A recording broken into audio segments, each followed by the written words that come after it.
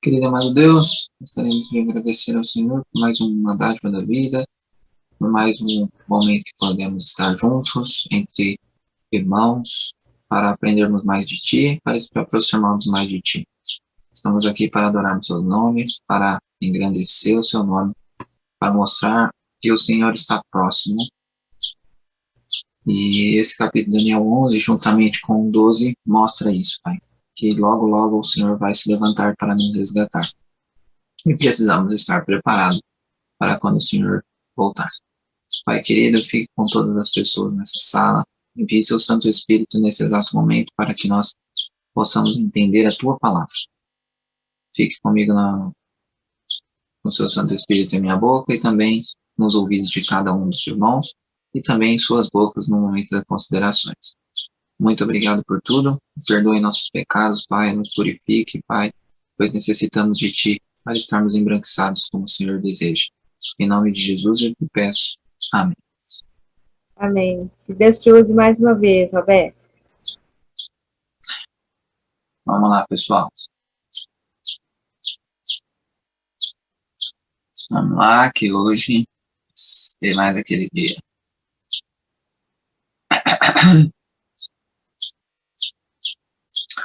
Bom, meus irmãos, ontem nós vimos alguns pontos importantes. Eu vou dar uma recapitulada rápida, já que a gente tem um tempinho. Vou dar uma voltada aqui, só para nós recapitularmos rapidamente. Então, aqui a gente já viu a estrutura, falamos sobre isso. Então, nós lemos o capítulo ontem. Hoje nós vamos iniciar lendo ponto por ponto. Então, nós vimos no primeiro, nós mostramos para vocês que tinham algumas sessões, tá? Vimos os personagens dessas sessões, que aparecem no texto, ok? Nós vimos que os preteristas, futuristas, historicistas, né? Nós já falamos sobre lá desde o primeiro capítulo que nós estamos estudando, desde o antes do primeiro capítulo, né? Foi o primeiro tema que nós falamos. Se alguém está aqui entrando, temos todos os temas do Daniel lá aí no canal, tá? Tá no canal Caráter Cristão, tem uma playlist tanto de corte, que é só a pregação, quanto de nós aqui dialogando também. E aí nós vimos que os preteristas colocam Antíoco Epifânio, como esse homem viu, tá? Por quê? Porque eles usam a luz do capítulo 8. E lembre-se, no capítulo 8 não tem animal, só tem um chifre que se engrandece, tá? Então isso faz com que eles entendam que tem que vir Antíoco Epifânio aí, porque para eles no 8, Antíoco Epifânio é o chifre pequeno. Então, é Antíoco Epifânio, que é o chifre pequeno e que se engrandece. E eles não entendem Roma, tá? Então, com isso, os preteristas e os futuristas também, eles só têm uma diferença nesse momento, que é a grande tribulação. Para os preteristas acontece ali do 39 em diante, e para os futuristas eles colocam essa do 36 em diante, alguns por causa justamente de entender que o homem viu, no caso dos preteristas e futuristas, eles acreditam que, como o Antíoco Epifânio não tem nada ali do 40 para frente, eles colocam a grande tribulação para explicar o que eles não conseguem explicar, ok? Então, esse é o problema dos preteristas e futuristas e não é o que nós acreditamos. Falando sobre isso, nós vamos por historicistas. Vimos que temos os literalistas, que é o capítulo 11 inteiro literal. Nós temos os simbolistas plenos, que o capítulo praticamente inteiro é simbólico. E nós temos os simbolistas mistos, que é literal até o momento, e depois eles mudam para o simbolismo. Isso também, nós vimos que temos um índice baixíssimo no primeiro bloco, baixo no segundo, elevado no terceiro e quarto, e elevadíssimo no quinto bloco que nós dividimos aqui o capítulo 11. Depois, nós vimos que as divergências deles são todas por causa de como Roma é introduzida. E aí nós já vimos que os literalistas, por exemplo, eles colocam Roma como um terceiro personagem, tá? A partir do verso 14, nos roubadores do teu povo. E a Bíblia King James corrobora com isso, tá? A Bíblia King James está roubadores do teu povo e não os dados à violência. Simbolistas plenos já coloca ali do 4, 5. do 4, 5 verso, já Roma, rei do norte. E os simbolistas mistos colocam Roma como rei do norte também, só que ela inicia como reinado Seleucida no 14 e ela passa a ser Roma, rei do norte, a partir do verso 16. Então tem uma troca aí, mas nós já vamos explicar para vocês que isso daqui é uma pedra no sapato. Mas eu já vou colocando para vocês aqui os pontos negativos e positivos mais para o final do nosso estudo. Então, eu mostrei para vocês, tinha Cassandro, Lisímaco, Seleuco, Ptolomeu, os dois foram destruídos rapidamente, nem chegaram a reinar tanto, ficou Seleucida e Ptolomeu. Como Judá estava ali em torno dos dois, né, ficava ali entre os dois, ficou então os reis do norte e os reis do sul.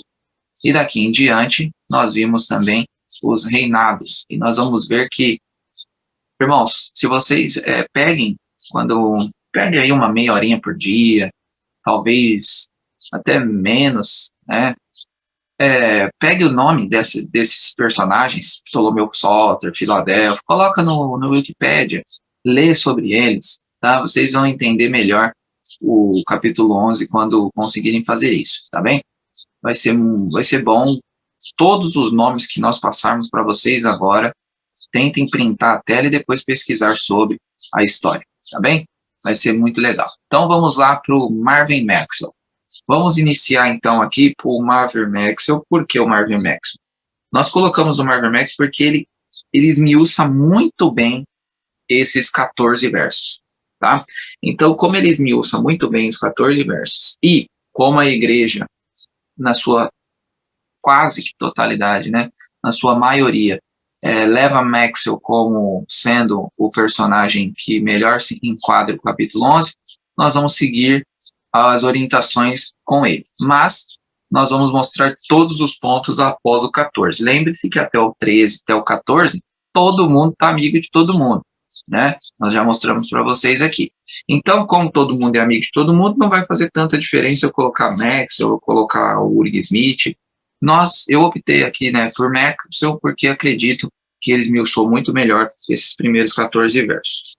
Depois, nós vamos cair do 14 em diante. Eu vou mostrar para vocês o que o literalista acredita, o que o Maxwell acredita e o que o Duncan, com o outro processo, acredita. E depois a gente vai ver os pontos fracos e fortes de cada um.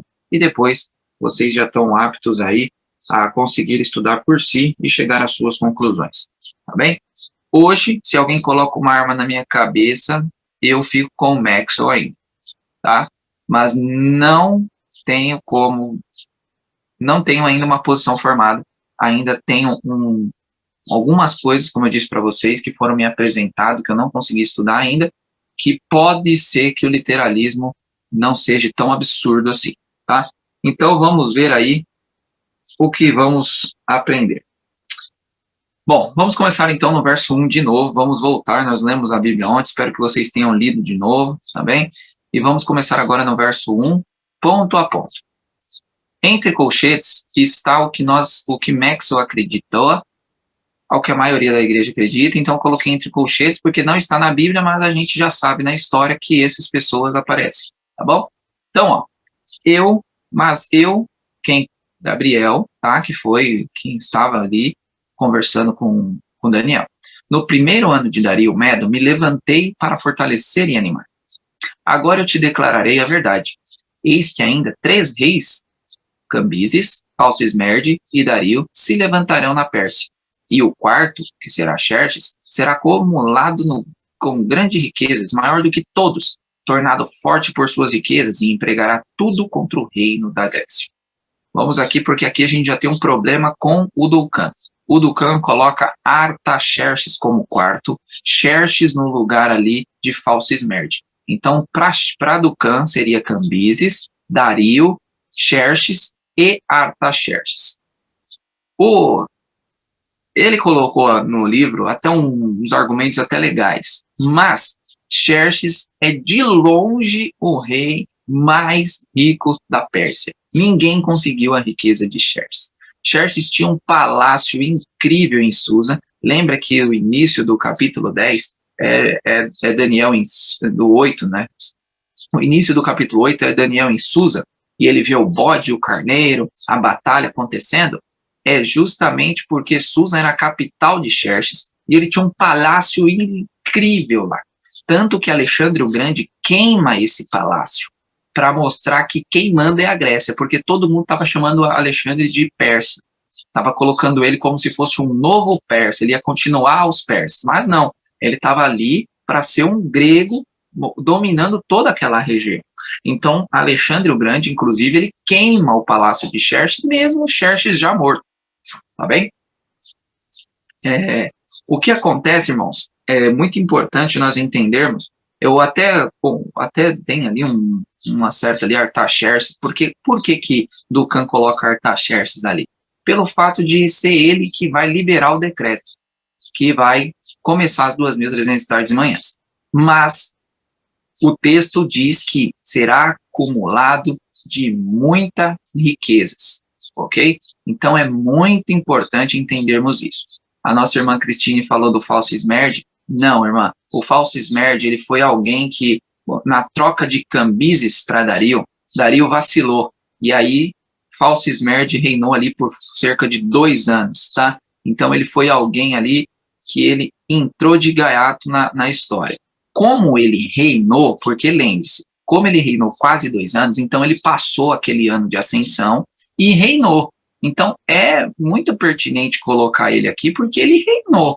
Não foi alguém que entrou no reino e já foi logo tirado, entendeu? Ou se ele só ficasse o seu primeiro ano, beleza, mas ele reinou mais de 1 ano. Então, quando reina mais de 1 ano, a gente já coloca na cronologia como rei, ok? Então, para Maxiel é Cambises, falso esmerde, Dario e Xerxes. Por que Xerxes? Porque Xerxes, de longe, foi o rei mais rico da Pérsia. Não teve mais rico do que Xerxes. E aí o finalzinho do verso também diz que, forte por suas riquezas e empregará tudo contra o reino da Grécia. Xerxes foi quem mais batalhou contra o reino da Grécia. Ele fez coisas incríveis, ele foi para cima, colocou exército, brigou com eles, foi quem mais resistiu à Grécia, foi Xerxes, tá bem? Lembre-se que a Grécia foi tomando o reinado aos poucos, tá bem?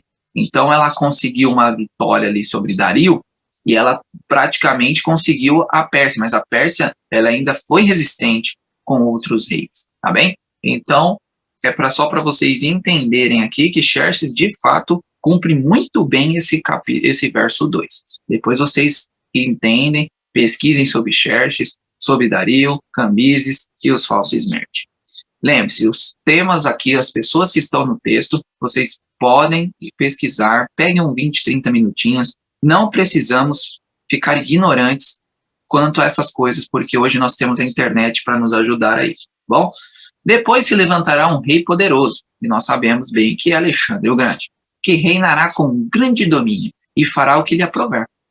Mas no auge do seu reino será quebrado e repartido para os 4 ventos do céu, repartido em todas as direções, mas não para a sua posteridade, nem tampouco segundo o poder com que reinou, porque o seu reino será arrancado e passará a outros. Quem?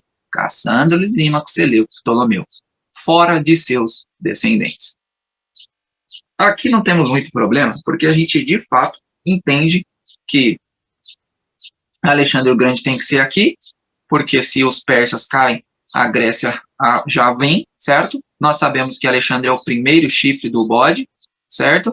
E agora, depois Alexandre no auge, quando ele estava tinindo, porque ele já estava com 32 anos, em 10 anos ele fez algo absurdo, de conseguir tomar todo o continente aí, todo mundo conhecido, e aí Alexandre está no auge, está maravilhoso, e aí o que acontece? A profecia se cumpre, ele acaba morrendo. E aí ele é quebrado, repartido para os 4 cantos, porque os 4 cantos, aí entra aquele, deixa eu voltar aqui, entra esses 4 aqui, ok? Os 4 cantos é esses aí, entendeu? Então ele foi para os 4 cantos, e depois disso, o que acontece? Vou voltar aí. Aí passa a ser Cassandro, Lisímaco, Seleuco, Ptolomeu. ok? Nesses dos 4 cantos, é importante esses 4 cantos, porque o próximo reino vem lá de Roma, ok? Então, os cantos, lembre-se, é leste, norte, sul, leste e oeste, ok? Então, foi repartido isso daí, porque agora poderes apareceram, tá? Que podem ser um problema para os gregos. E, de fato, foi mais à frente. Aí, para Maxwell, acontece uma briga interna ali. Para Maxwell, o que acontece no verso 5? O rei do sul é o Egito, o que vem a linhagem dos Ptolomeus, e o rei do norte é os Seleucidas, ok? Que é a região da Síria, Síria Seleucida. Por que Síria Seleucida? Porque está lá na Síria. Hoje o terremoto foi justamente nesses pontos. Turquia, deixa eu voltar aqui de novo. Ó, Turquia e Síria, ok? Então nessa região aqui, inclusive, é onde está acontecendo as coisas lá que nós estamos vendo. Então, Síria Seleucida. Por quê? Porque ficava na Síria. Então, para Maxwell, para Uri Smith, essa é uma briga de fato que acontece interna na história. E o porquê que o argumento deles é bom? É porque aconteceu de fato. E nós vamos mostrar para vocês agora, a partir do verso 5, ponto por ponto, de quem estava lutando com alguém. Então, para eles é literal. Acontece tanto no norte quanto no sul uma luta, uma briga entre esses 2 reis que vai até o final do capítulo. Ok? Então vamos lá entender isso aqui. Somente Ducan acredita que daqui em diante já é Roma operando de alguma forma e ela vai operando até o verso 45, tá bom? Então vamos lá para os versos 5. O rei do sul, e aí nós colocamos quem foi, Ptolomeu Sóter, será forte, como também um dos seus de Alexandre, de seus príncipes, que é o Alexandre. Este Seleuco Nicator, que também estava ali na luta entre Ptolomeu, será mais forte do que Ptolomeu I, e reinará e será grande o seu domínio. Então nós estamos vendo aqui que o texto está dizendo que o rei do sul, Ptolomeu Sóter, ele era forte, mas Seleuco Nicator era mais forte do que ele. Então já começou aqui a confusão. Lá no verso 6, diz o seguinte: mas ao cabo de anos, eles, Antíoco II, Teos, e Ptolomeu II, Filadelfo, se aliarão um com o outro. A filha do rei do sul, Berenice, casará com o rei do norte, Antíoco II, para estabelecer a concórdia.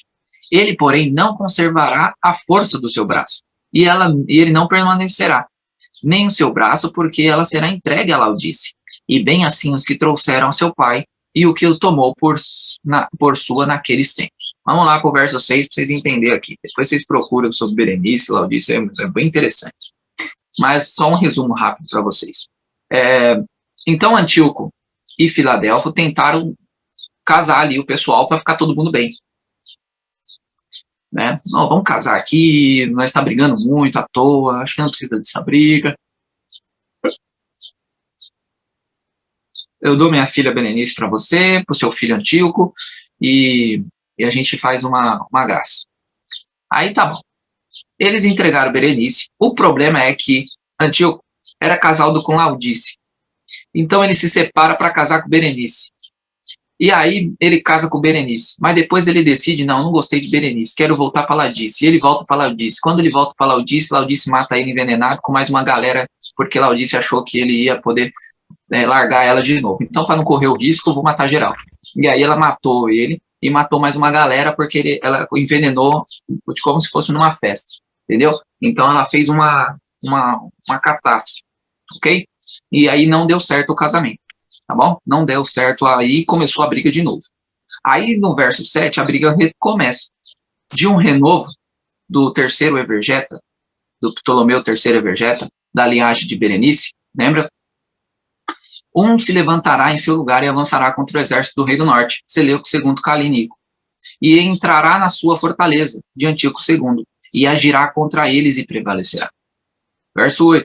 Ptolomeu III também, aos seus deuses, com a multidão de suas imagens fundidas, com os seus objetos preciosos, de prata e de ouro, levará com despojo para o Egito por alguns anos, e ele deixará em paz o rei do norte. Então vamos lá.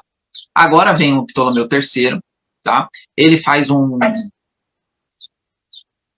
uma excursão para o norte, e ele consegue uma vitória até muito boa, aonde ele traz as coisas de volta para o Egito, porque lembre-se, o pessoal do norte, quando era da Pérsia, eles tomam o Egito, lembra? Com Cambises. Então eles levaram um monte de coisas boas do Egito para lá, muito prata, muito ouro, relíquias. Então agora esse Ptolomeu III vai até o Império Seleucida e traz de volta essas coisas que estavam lá. Então ele traz ouro, traz despojo, traz prata de volta para o Egito, tá bem? E aí acaba que fica um tempo de paz, mas depois volta de novo. Depois deste, Seleuco II avançará contra o reino do sul, Ptolomeu III, e tornará para a tua terra. Então Seleuco agora vai, faz um contra-ataque, mas não aguenta. Ptolomeu ganha novamente, e aí ele volta para a Síria Seleucida. Aí nós vamos para o verso 10. Os seus de Seleuco II, filhos, que aí foi Seleuco III Soter e Antíoco III Magno, que já é pai de Antíoco Epifânio, farão guerra e reunirão numerosas forças. Um deles virá apressadamente, arrasará tudo e passará adiante, e voltando à guerra se levantará até a fortaleza do rei do sul.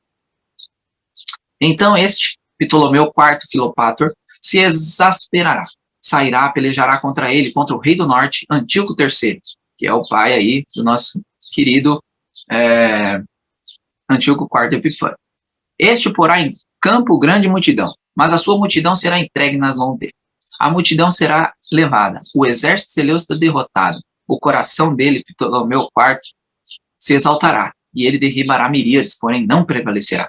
Porque o rei do norte, Antíoco III, tornará, e porá em campo multidão maior do que a primeira, e a cabo do tempo, isto é, de anos, virá pressa com grande exército e abundantes provisões. Naquele tempo se levantarão muitos contra o rei do sul, Ptolomeu V Epifânio, também os dados à violência dentre roubadores do ouro, quebrantadores do povo, e levantarão para cumprirem a profecia, mas cairão. Aí, vamos voltar. Lembra-se que a Ptolomeu V Epifânio é da parte de baixo. Vou voltar aqui de novo para vocês, para que vocês entendam até onde nós paramos aqui no verso 14. Então, ó, nós vimos até aqui, ok? Da parte dos Ptolomeus, e nós vimos até aqui da parte dos Seleucidas. E aí Epifânio teria que vir. É aí que está o problema. O pessoal já coloca ele como vindo logo ali, no verso 15, né? O pessoal do preterismo, eles já colocam que o 20 já é Epifânio. Por quê? Porque nós paramos em Magno na leitura, certo? No 14. Depois eles vão falar que Filopator fez alguma coisa ali entre os versos 15 e 19, e aí tem que vir Epifânio, porque a linhagem é Epifânio, e eles colocam Epifânio como um homem vil. Levando isso aqui, nós voltamos lá para o nosso texto. Vocês entenderam todo esse panorama? Até aqui todo mundo concorda, tá? Todo mundo, assim que eu digo, a grande maioria, tá bom? Nós temos ali o Ducan que vai discordar, porque ele acredita que isso aqui não tem muito a ver. Mas esse, inclusive, é um argumento muito forte do literalismo. Cada coisa bate. Isso, tudo que eu contei para você está na história. Aconteceu. E é por isso que eles têm um argumento fortíssimo. Porque eles estão ali com um texto na cara. Eles não estão fazendo malabarismo em nada. Eles simplesmente leem o texto e colocam o que aconteceu na história ali no texto. Então, esse, inclusive, é um dos argumentos fortes do literalismo. Ok? Porque eles são muito coerentes de ponta a ponta, vocês vão ver agora. A coerência deles chega, assusta. Tá bem? Então, vamos ver agora a lógica a partir do verso 14, lembre-se. A partir do verso 14, eles vão colocar o literalismo Roma como um terceiro elemento, ok? E eles vão, o Maxwell vai colocar Roma como Síria Seleucida. Por quê? Até agora nós estamos falando de Síria Seleucida. Não estamos falando de Rei do Norte. Aí no verso 14 continua Síria Seleucida, tá? Para Maxwell. A partir do verso 16, Maxwell vai passar ela para Roma, para Rei do Norte. Tá bem? E nós já vamos mostrar para vocês o problema disso aí. Mas vamos lá. Voltando aqui na estrutura, para nós vermos agora os pontos de cada um. Vamos falar, então, sobre os literalistas. Não vou puxar muito o simbolistas plenos. Por que, Roberto? Justamente por causa daquilo que eu falei para vocês. É muito subjetivo. Colocar ali Roma no verso 5, o Duncan, inclusive, tem 4 páginas só sobre o capítulo. Maxwell tem mais de 15 para 20 páginas. O nosso querido Uri Smith, tem muitas páginas. Então, o Duncan não nos dá muitos elementos, tá? Eu vou falar para vocês já o que eles acreditam, tá bem? Mas eu não vi fortes argumentos no que eles acreditam, tá? Então é por esse motivo que não vou nem trazer aqui de ponto por ponto deles, porque eles são muito subjetivos, tá bom? Vocês já vão ver que o próprio Maxwell já fica muito subjetivo. Então, se eu colocar ele aqui, também vai ficar muito subjetivo, não vai chegar em conclusão nenhuma. Então, eu vou pegar aqui o literalismo, porque eu fiquei muito curioso, tá? E em ver que bate muito bom e os argumentos são muito sólidos, tá?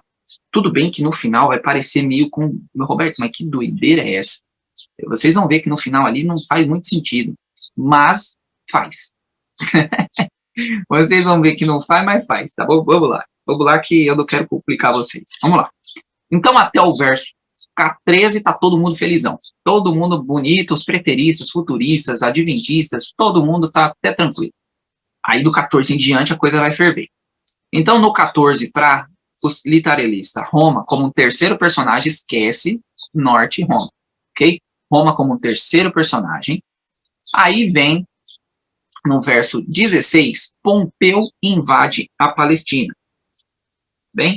Então, Pompeu invade a Palestina.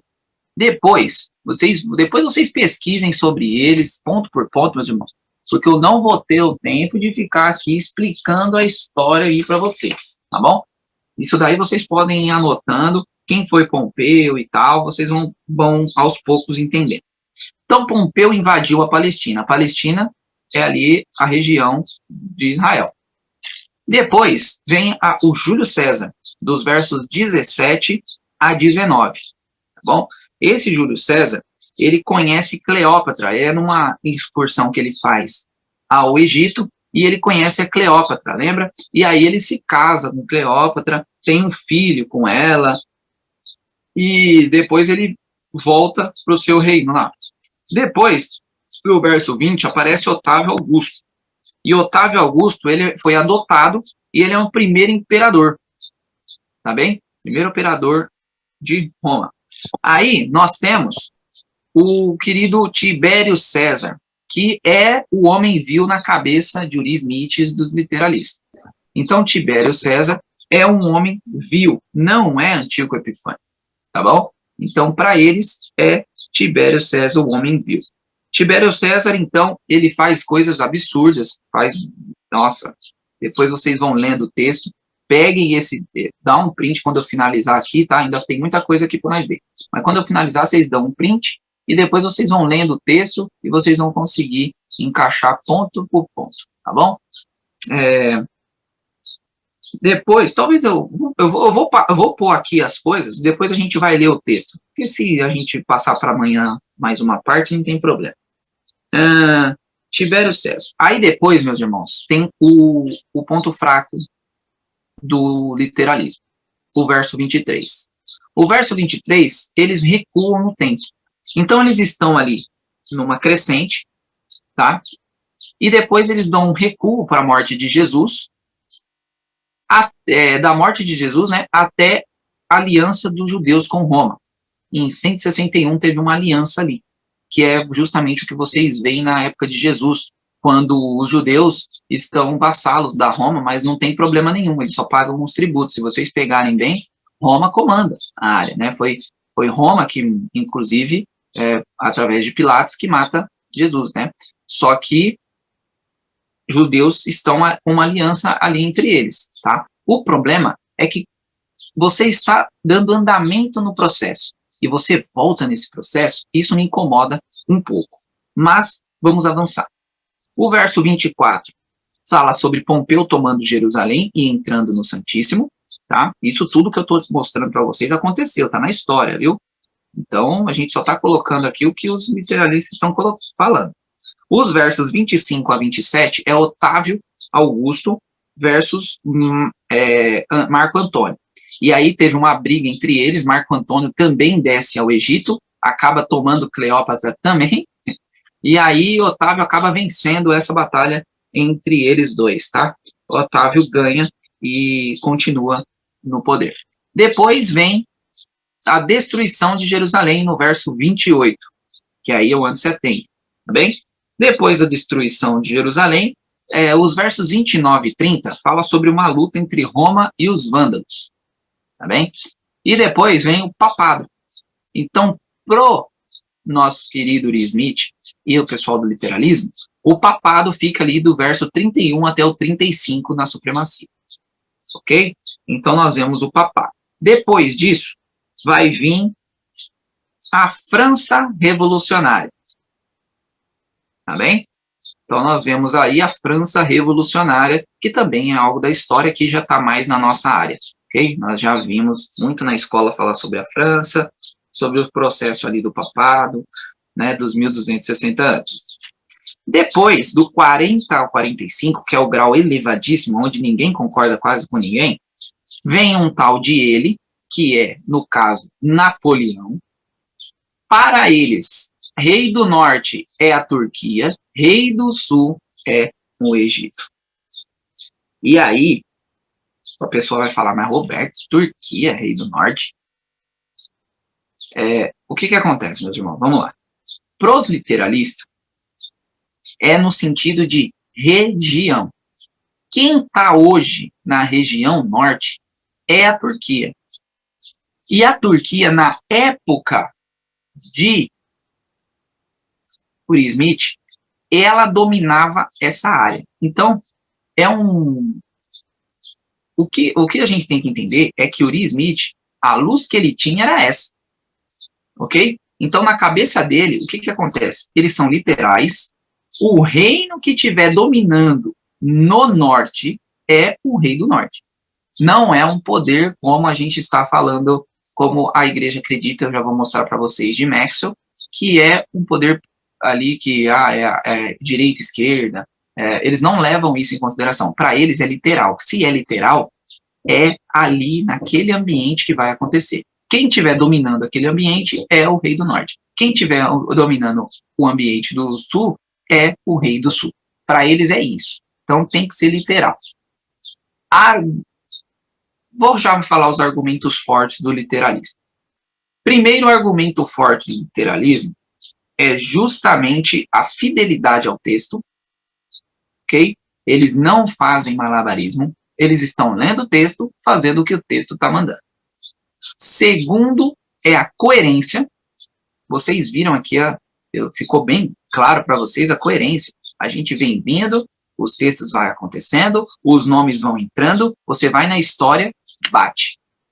Napoleão, inclusive, é um dos argumentos mais fortes deles, porque aconteceu exatamente como a Bíblia descreve.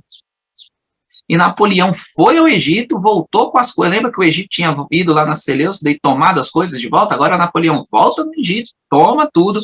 Napoleão não passa por Moab, Edom e Moab, Edom, agora me fugiu o nome, mas ele não passa por aquela região. Deixa eu abrir a Bíblia aqui, abram as Bíblias aí para vocês verem. Esse é um dos argumentos até mais fortes dele, viu? Daniel 11. Aqui, ó. Ele também adentrará a Terra Gloriosa. Quando ele fala Terra Gloriosa, é porque Napoleão passou por Judá, ok? Aí ele passa pela Terra Gloriosa nas nações serão derrubadas, porém eles não escapará de sua mão. Edom, Moabe, o principal e os principais filhos de Amon. Ele também estenderá a sua mão sobre as nações e a terra do Egito não escapará. Mas ele terá poder sobre os tesouros de ouro, prata e sobre todas as coisas preciosas do Egito, e os líbios e etíopes estarão aos seus passos. Mas as notícias do leste e do norte o atribularam. Portanto, ele sairá com grande fúria para destruir totalmente e eliminar a muitos. Então, o que acontece? Napoleão, de fato, cumpriu o requisito. Ele não passa por Moabe, Edom e Amon. O que acontece aqui? O pessoal usa um argumento que, para mim, é fraco. O argumento de dizer, mas essas cidades não existem hoje, Roberto. Não existe Moabe, Edom e Amon. Não existia isso na época de Napoleão. Então, como que ele não passou por lá? Aí entra aquilo que eu falei para vocês da região. Os literalistas, eles estão presos na região. Tá bem? Então, ó, região norte, região sul, Moabe, Edom hoje é a Jordânia. Então, quer dizer que Napoleão, na sua época, não passa pela Jordânia, ele passa por Judá. Ele não chega a passar por esses três. E, de fato, a história confirma isso. Ele passou por Judá e não passou pela Jordânia. Então, esse, inclusive, é um argumento muito forte do literalismo de ser Napoleão, esse ele, dos versos 40 a 45. Aí depois vem o rei do norte e o rei do sul, que aí é novamente aquela parte da região que eu falei para vocês. Turquia era quem dominava na época de Uria, então ele tinha que falar sobre algo que acontecia na vida dele. Hoje, nós já sabemos que tem reinos mais poderosos do que a Turquia na parte do norte. Então, para nós, hoje, não faz muito sentido a Turquia, mas vocês têm que considerar quem estiver dominando essa região é quem manda, ok? Aí vem o rei do sul, que nunca muda, o rei do sul, todo mundo praticamente confirma que é o Egito. Tem algumas exceções que eu já vou falar para vocês já já. Bom, esse é o ponto do pessoal do literalismo. Eles vêm, agora o ponto fraco é aquele recuo no verso 23. Esse recuo no verso 23, ele é muito problemático ali, porque é complicado. Você está andando e aí você dá uns passos atrás para explicar alguma coisa, sendo que, geralmente, isso quebrou um pouco a sincronia do que eles estavam fazendo, certo? Então, ele vem com uma coerência, aí essa coerência dá uma batida e volta a ser coerente de novo, tá entendendo? Isso daqui me incomoda um pouco, mas vamos lá. Como eu disse para vocês, ainda tem um material para estudar, para entender esse literalismo. Vamos avançando, então, para o que a igreja acredita. O que a igreja leva hoje em consideração é os simbolistas mistos. Então, até o verso 13 está todo mundo feliz. No verso 14, nós vamos adentrar aqui com Roma. Tá? Lembrando que para os mistos, para Maxwell, ainda não era Roma na sua fase total. Tá? Era ali Roma normal, Roma Seleucida, e depois, Roma Seleucida, no Rei do Norte Seleucida, e depois, no verso 16, ela começa a ter uma preeminência. Aí, ó, até o verso 20, os simbolistas mistos estão com os literalistas. Então, ó, Pompeu invade a Palestina, Júlio César aparece, Otávio Augusto aparece. Do 21 até o 39, é o papado. Então, fica subjetivo. Entendeu? Inclusive, esse é um ponto fraco deles. Eles não dão tantos detalhes como nós vimos os literalistas dando. Tá bem? Esqueci uma parte que é muito importante dos literalistas, tá? O argumento mais forte deles é que Daniel entende a visão. O anjo não explica nada para ele. Ok? Então, por o anjo não explicar, não tem símbolos. Tá bom? Esse é um argumento muito forte deles. Tá bem? Muito, muito forte. Daniel simplesmente diz que eu entendi. Tá bem? Então, se ele entendeu, aí o que eles levam em consideração? Daniel tinha ali o mapa, ele sabia onde era cada coisa, então ele sabia que daquela região ia acontecer tal coisa. Ele não sabia o que aconteceria, assim como o Uri Smith não sabia que a Turquia perderia muita força. Então, na época dele era isso. Então, na época de Daniel, Daniel entendia ali as regiões. Então, como ele entendeu da onde vinha cada coisa, ele falou, entendi. Tá bem? Não, ele não sabia que Júlio César ia nascer, Augusto, Pompeu. e etc. Não, mas ele sabia que esse pessoal vinha de certas regiões, então ele fala, não, entendi. Ok? Então esse é um argumento muito forte para os literalistas de que Daniel simplesmente ouviu, escreveu e entendeu. Se ele tivesse símbolos, ele teria que ter uma explicação, tá bom? Como não tinha, então Daniel entendeu sem problemas. Agora voltando aqui para o simbolista. Simbolistas mistos. Então eles colocam aqui do 21 ao 39, papado. E não dá nada para nós. Nós não tem nada mais. Entendeu? Então eles vão até o verso 20 ali, os Maxwell esmiuça muito bem. E depois ele põe papado e pronto. E lá no 40 e 45, ele coloca que o rei do norte é o papado, direita religiosa, rei do sul, ateísmo, esquerda. Ok? Aí é o que nós estamos levando em consideração de fato. O rei do norte como papado, agora é o papado direita religiosa, e o rei do sul, ateísmo, esquerda. Tá bom? É a esquerda que vai contra os princípios de Deus. Aí nós temos uns meros pessoas também. Deixa eu pegar aqui, para não falar nada. Aqui. Nós temos também pessoas que acreditam que o rei do norte é o papado, o rei do sul é o Islã, porque eles não acreditam que o Islã não tenha nada a desempenhar. Tá bom? Então, como não? O rei do sul é o Islã. Por quê? Porque tem que desempenhar algo. Então, eles acreditam no rei do sul. Quem sustenta o Islã como rei do sul é o Walter Veitch. Tá bom? Walter Veitch sustenta o Islã como rei do sul. E também tem alguns que sustentavam a Rússia como rei do sul. Tá? O problema aí dessa Rússia é que a Rússia está mais alto do que o norte. Então, eu não sei como que chegaram nessa conclusão, eu nem não cheguei a dar uma olhada para isso. Mas o fato é, meus irmãos, que os simbolistas mistos acreditam dessa forma, os literalistas levam essa forma. Agora eu vou falar um pouco sobre o Dukan, que é os plenos, que é como eu falei para vocês, se já está subjetivo você pegar papado do 21 ao 39, imagine se você pega aí o papado não, né, Roma, e depois o papado, do 5 até o final do capítulo. Então fica muito subjetivo. Não temos linhas, não temos aonde puxar nada. E é por esse motivo que eu acho que esse é o ponto mais fraco do Dukan, tá bem? De ser tudo misto. De ser tudo simbólico, tá bom? Agora, vamos lá. Ponto forte dos simbolistas. Faz mais sentido o final do verso ser simbólico. Tá?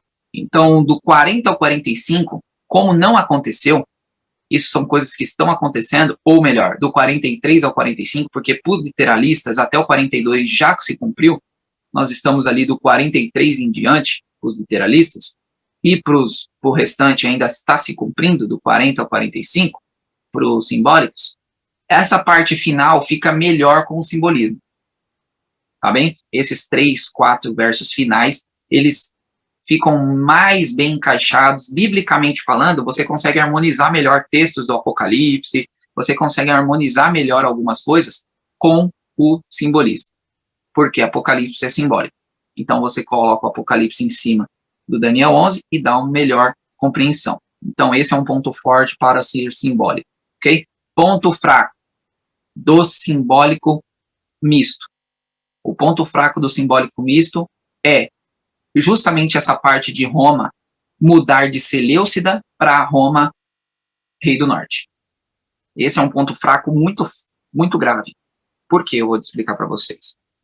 Quando nós vamos para qualquer reino, lá do capítulo 18, do capítulo 7, por exemplo, quando o carneiro é pego pelo bode, o carneiro não se transforma em bode. É o bode que toma o carneiro, ele destrói o carneiro e é um outro elemento. Então, quando você está falando aqui que Roma Seleucida, parte do norte, rei Seleucida, agora vira Roma, você quebra um pouco esse prognóstico dos versos anteriores. Então, por exemplo, você está lá com o carneiro, é como se ele estivesse dizendo que o carneiro virou bode. Tá entendendo? Isso não é verdade. Então, isso é um problema, é uma pedra para os simbolistas mistos, tá bem?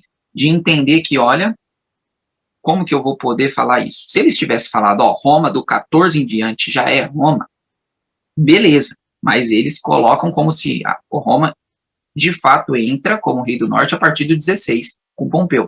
Então, antes, eles acreditam ser Seleucus. Daí esse é um problema que eles usam. Outro ponto negativo. Você começa com uma linha de interpretação e muda para outra. Isso também tira um pouco da credibilidade, vamos dizer assim. Você está começando com um ponto e depois você simplesmente muda. Esse já é um ponto positivo no caso dos simbolistas plenos, pois eles já chutam logo o balde, já coloca desde os 5 em diante, pelo menos eles já, ó, aqui já para nós já é tudo, então é melhor. Agora você vai até o meio do capítulo de um jeito e depois vocês mudam para outro. Estão entendendo? Então esse também é um ponto complicado. Agora falando dos pontos que os plenos falam para que seja aceito a ideia deles, vamos lá. Primeiro ponto que os plenos falam. Eles dizem que Daniel é apocalíptico. Tá? Então, por exemplo, nós vemos ali o capítulos 2, 7 e 8. Todas as visões são apocalípticas. Por que o 11 não? Tá? Então, na cabeça deles, se o 11 for totalmente literal, fica estranho. Tá? E, bom, novamente, não acho um argumento tão sólido. Mas eu só estou falando o que eles estão falando para vocês. Então, para eles, primeiro ponto de Daniel 11 ser literal, ou ser simbólico, é porque Daniel, todas as visões são apocalípticas, e essa não poderia ficar de fora. Segundo, o Rei do Norte tem muita coisa em comum com o capítulo 11, o capítulo 8 também. E assim, ele teria que ser simbólico. Então, o Rei do Norte do capítulo 11, ele tem muitos paralelos com o 8, tá? Ele pega ali a parte do o povo foi massacrado, o povo, o papado toma lá, né, o chifre pequeno derrota 3 reinos. Então, tem muitas coisas aqui que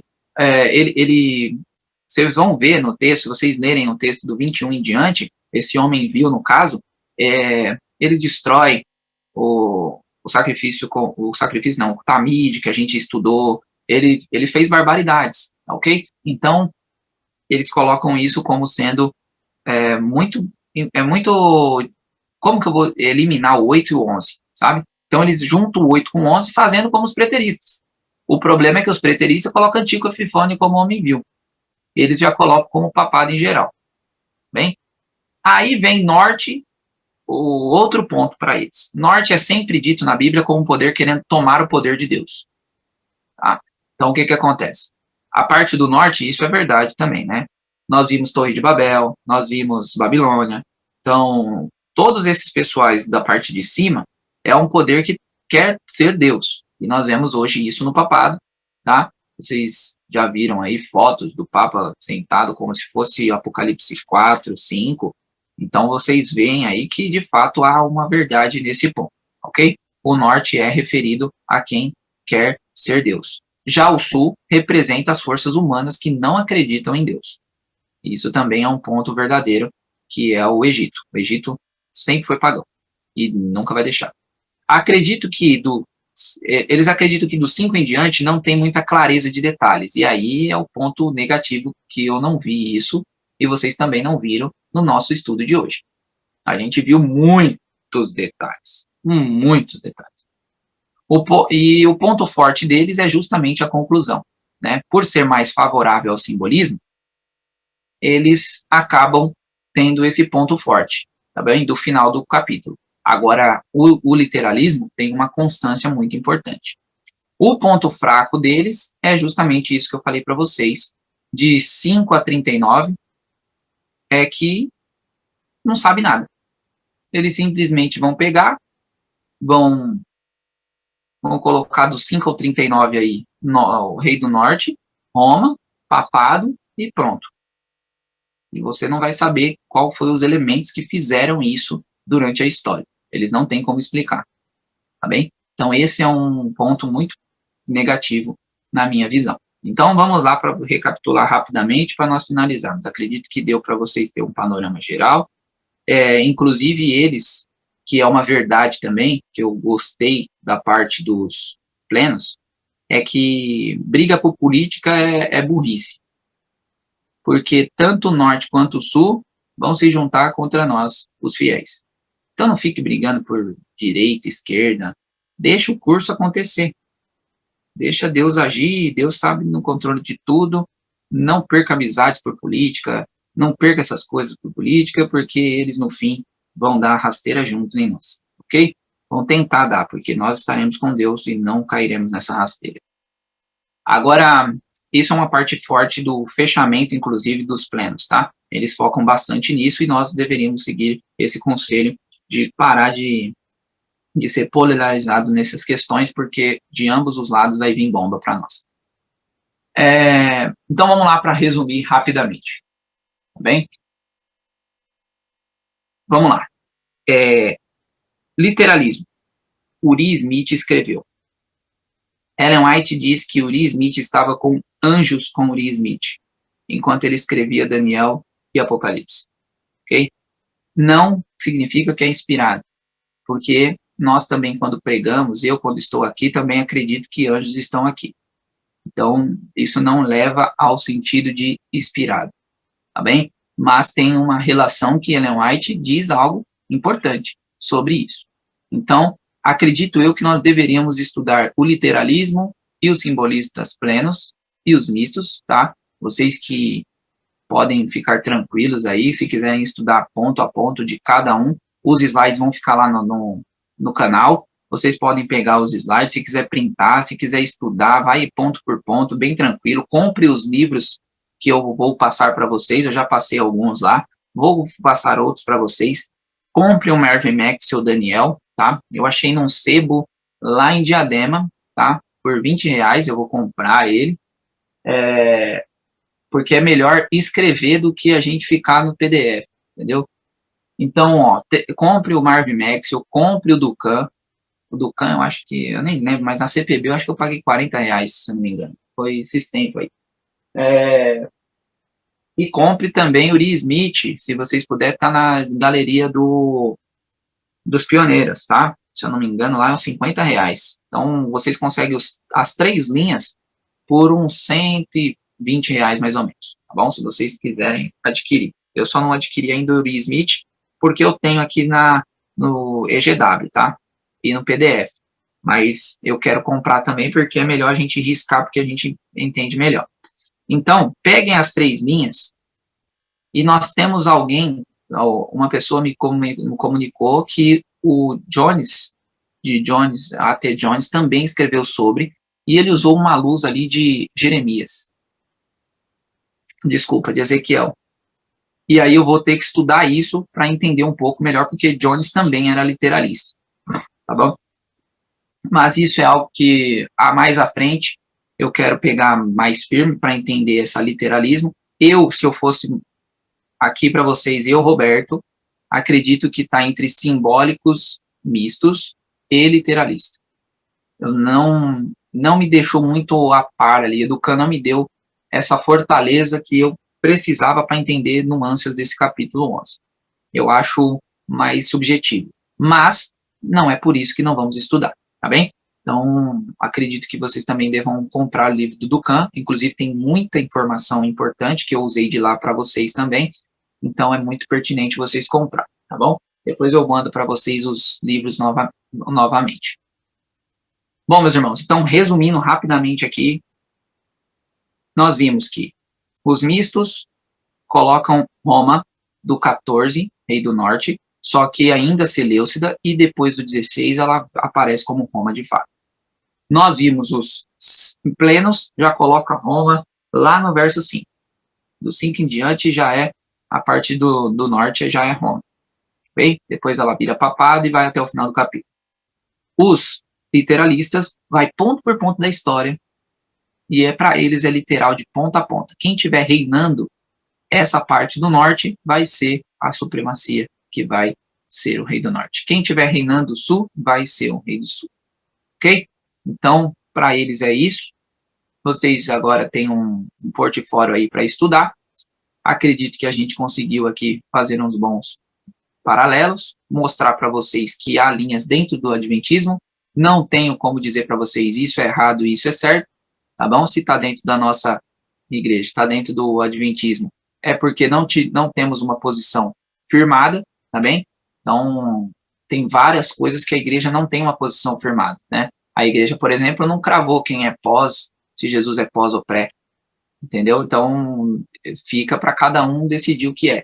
Então, tem várias coisas que a igreja não bateu o martelo. No que não bate o martelo, eu não posso simplesmente chegar aqui e falar, ó, os plenos estão errados, os mistos estão errados, os literalistas estão errados. A gente tem que, cada um por si, estudar e chegar às nossas conclusões. Hoje, com uma bala na minha cabeça, eu seria simbolistas mistos. Ainda ficaria com a maioria da igreja. Mas há alguma coisa ali no literalismo que eu ainda preciso estudar para tentar ali chegar numa clareza melhor. E aí, quem sabe, mais à frente, eu traga para vocês alguma coisa que deu para eu entender sobre o assunto, tá bom? O que nós pudermos fazer para que entre irmãos a gente consiga ajudar uns aos outros a interpretar as coisas, a gente deve fazer. Então, aqui nós temos cerca de 20 pessoas aqui online, mais algumas lá no canal. Vai ter muitas pessoas, tem mais de 100 pessoas assistindo os vídeos. Então, todos vocês aí, se cada um estudar um pouquinho, depois a gente vai conseguir dialogar, conversar melhor e, quem sabe, chegar a uma conclusão mais coerente, correta e o ponto auge de tudo, meus irmãos. Esse capítulo 11 não tem muito o que a gente abstrair de chamar assim para o fechamento. Não tem um fechamento bacana. O fechamento está no 12, e o 12 nós vamos falar amanhã. Então, sem fechamento, eu digo o seguinte para vocês. Estudem. Nós estamos na igreja 20, 30, 40 anos. Se você faz um doutorado, é de 5 em 5 anos, é um doutorado, certo? Então já era para, eu, por exemplo, tenho 21 anos de igreja, já era para eu ter 4 doutorados na Bíblia. Só que eu só estou estudando a Bíblia há 4 anos. Porque 17 eu fiquei brincando na igreja. Então, se vocês têm tempo de igreja, meus irmãos, nós temos que estudar coisas da igreja, temos que estudar a Bíblia, temos que ir para cima disso aí. Esse é o meu apelo para vocês. Estudar a palavra de Deus, comer a palavra de Deus, comer o Espírito de Profecia da irmã White, comer essas coisas aí, porque é isso que vai nos dar a Nova Jerusalém. Então, irmãos, já deveríamos estar aí com uns 4, 3, 2, 5 doutorados, dependendo de quantos anos de igreja cada um de nós temos. Eu era para estar com 4, no mínimo. Só que, infelizmente, eu brinquei de cristianismo por muito tempo. Então, meus irmãos, nós precisamos começar a ver esse lado de fato, estudarmos mais o que vai nos ajudar a chegar no céu, tá bem? Então, esse é o meu apelo para cada um de vocês. Nós não precisamos ficar céticos, né? Nós não precisamos ser, como aqui que fala, ignorantes nessas questões. A internet está aí. O pessoal antigamente tinha até desculpa, mas eu e você, as desculpas vai cada ano diminuindo. Ok? Cada ano que passa, diminui as nossas desculpas. Por isso eu costumo dizer que cada ano que Jesus demora para voltar, mais complicado fica para se salvar. Porque mais luz nós vamos tendo, menos tempo nós vamos tendo, e a coisa vai apertando, e muitas vezes nós vamos sucumbindo ao inimigo. Então, meus irmãos, mais força, mais oração, mais jejum, mais foco, para que nós possamos estar, de fato, com Deus. Que Deus abençoe vocês, e até amanhã. Maravilhoso Deus e eterno Pai, nós louvamos, glorificamos e exaltamos teu santo e eterno nome. Oh Deus Todo-Poderoso, não temos palavras para agradecer o Senhor, o empenho do Senhor, Pai, em nos revelar os teus segredos, revelar, Pai, as tuas verdades contidas na tua palavra. Nós agradecemos, Senhor, por cada vida aqui presente, por cada pessoa, e rogamos ao Senhor o batido do Espírito Santo. Pai, abra nossa mente, abra o nosso coração. Pai, estamos no fim do fim e precisamos nos preparar.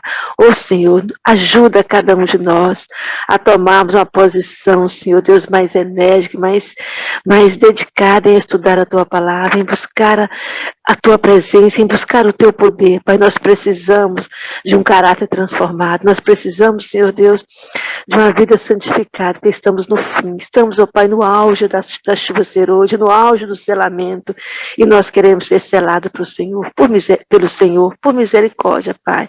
Derrama sobre cada um de nós o Teu Espírito Santo, nos ajuda a preparar, nos ajuda a tirar mais tempo para estudar a Tua palavra, Pai, nos ajuda a tirar tempo, tira momentos de oração, Pai, de consagração, para que o Senhor possa manifestar poderosamente em nossa vida. Oh Deus Todo-Poderoso, abençoe essa sala é uma bênção na nossa vida. Oh Deus, por misericórdia, não deixa nunca essa sala fechar. Derrama sobre o Roberto, sobre cada um dos líderes dessa sala, o Teu Espírito Santo, sobre cada um de nós. Dai-nos hoje um dia na Tua presença, Pai. Nós te imploramos, nós te suplicamos e nós te agradecemos por esses momentos, Pai, por essa série. Nós estamos já no finalzinho. Amanhã vamos estudar o capítulo 12. Oh Deus, que bênção. Muito, muito obrigado. Eu te peço, Pai, te agradeço por tudo, em nome de Jesus. Amém. Querido Deus.